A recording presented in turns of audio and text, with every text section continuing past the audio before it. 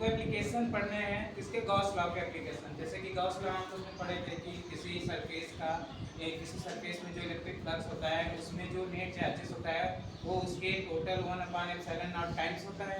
उसके थ्रू इसका जो एप्लीकेशन है वो किस तरह से आएगा, तो इसके एप्लीकेशन मेनी टाइप्स होते हैं। जैसे कि किसी से स्ट्रेट वायर के लिए हो गया, या किसी सरफेस के लिए हो गया, या किसी स्फीयर के लिए हो गया, ये सब अलग अलग एप्लीकेशन है। तो सबसे पहले गॉस लॉ के थ्रू हमें फर्स्ट एप्लीकेशन पढ़ना है। फर्स्ट एप्लीकेशन क्या होगा, field due to an infinitely long straight uniformly charge wire.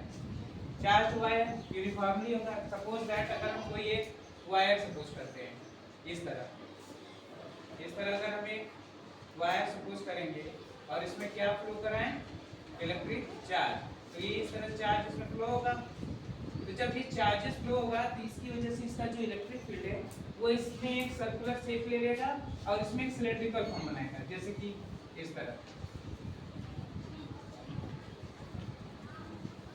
अगर हम इसको इस तरह डॉट डॉट करते हैं इसके किसी एक पॉइंट पर, ये हमारा पॉइंट क्या हो गया P, इस पॉइंट P पर हमारा इलेक्ट्रिक फील्ड क्या होगा, तो इलेक्ट्रिक फील्ड किस तरह से फाइंड करेंगे। अगर यहाँ से हम समझ लिए P है ये, कि इसका इलेक्ट्रिक फील्ड हमारा E होगा और इसका जो एरिया होगा dA होगा, ये हमारा A होगा।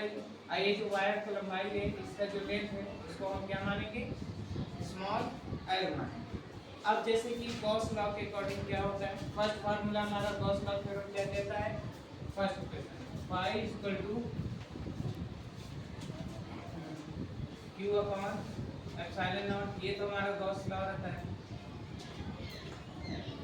लेकिन अब अगर हम शुरुआती देखें, जो हम इलेक्ट्रिक फ्लक्स का फार्मूला जानते हैं वो क्या होता है, electric flux equal to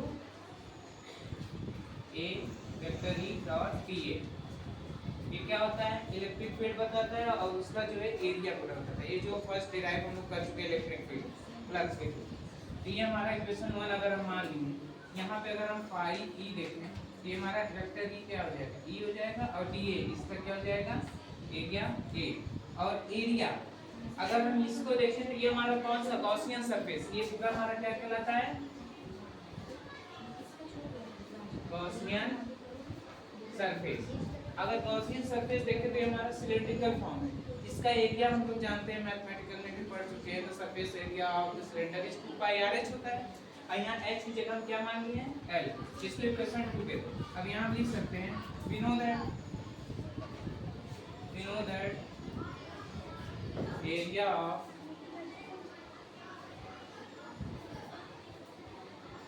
Gaussian surface तो किस तरह, सिलेंडर फॉर्म में, तो इसका जो एरिया होगा वो हो जाएगा 2πr/l। अब यहाँ जो a का वैल्यू है वहाँ हम क्या रख सकते हैं, 2πr/l। इसको अगर हम इरेज कर दें यहाँ पर, तो यहाँ होगा हमारा phi इक्वल टू EA, यहाँ हो जाएगा phi E equal to E, और जो एरिया हमारा आया है वो क्या हो जाएगा 2πr/l। यह हमारा इक्वेशन 3 बनेगा। ठीक है, इसको इरेज कर देना है। अब इक्वेशन 3 बन गया। अब जैसे कि फ्रॉम गॉस लॉ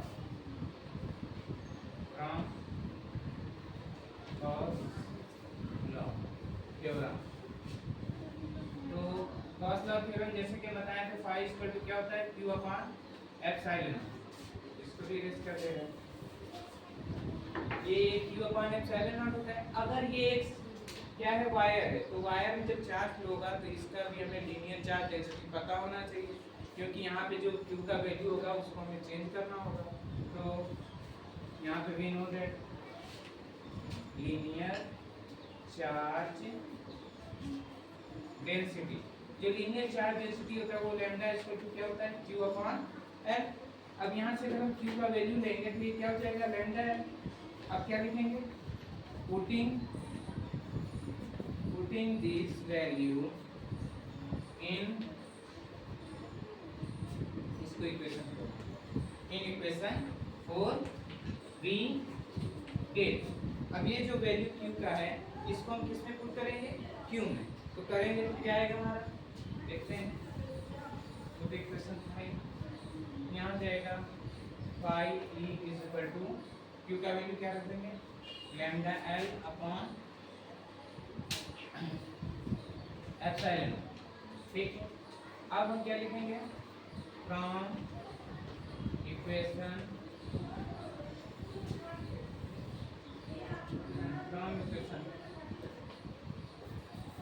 आप जैसे कि ये नहीं लेने तो अभी ये लिखेंगे, जैसे कि ये इक्वेशन हम क्या मान लेंगे फाई मान लेंगे। अब देखो इसके पहले हमने क्या फार्मूला ड्राइव किया था, क्या लिखे थे फाई इक्वल टू यहाँ हो गया था हमारा ई 2 पाई आर एच, ये एक इक्वेशन बनाए थे। ठीक है, इसके पहले अभी लिखे थे। तो इसमें जो है हमारा फाई इक्वल टू क्या लिख सकते हैं lambda L upon epsilon not equal दिखा सकते हैं क्योंकि दोनों एक दूसरे के क्या है इक्वल है। तो इस सेंस में हम क्या लिख सकते हैं lambda L equal to upon epsilon not equal to E 2 pi R और एच की जगह हमारा क्या हो जाएगा एल हो जाएगा। और जो ये एल है देखेंगे बोथ साइड एल से एल क्या हो जाएगा कैंसिल हो जाएगा, तो यहाँ क्या बचेगा lambda upon epsilon not equal to E 2 pi R. अगर इसको देखेंगे तो ये इसको क्या जाएगा डिनोमिनेटर में आ जाएगा, तो यहाँ से lambda upon epsilon naught into 1 upon 2 pi R equal to E. अब ये आया, अब यहाँ भी इसको सेट करेंगे किस तरह से सिस्टमैटिक ढंग से 1 upon 2 pi epsilon naught lambda upon R equal to E, या और इसको इस तरह से लिख सकते हैं E equal to 1 upon 2 pi epsilon naught lambda upon R. ये जो हमारा फार्मूला बनता है ये स्ट्रेट वायर में जो इलेक्ट्रिक फील्ड होता है उसको फाइंड करने के लिए थ्रू द गॉसियन लॉ के अकॉर्डिंग इसको फाइंड किया जाता है। इस तरह से इसका थ्योरम जो होता है डेरिवेशन ये होता है।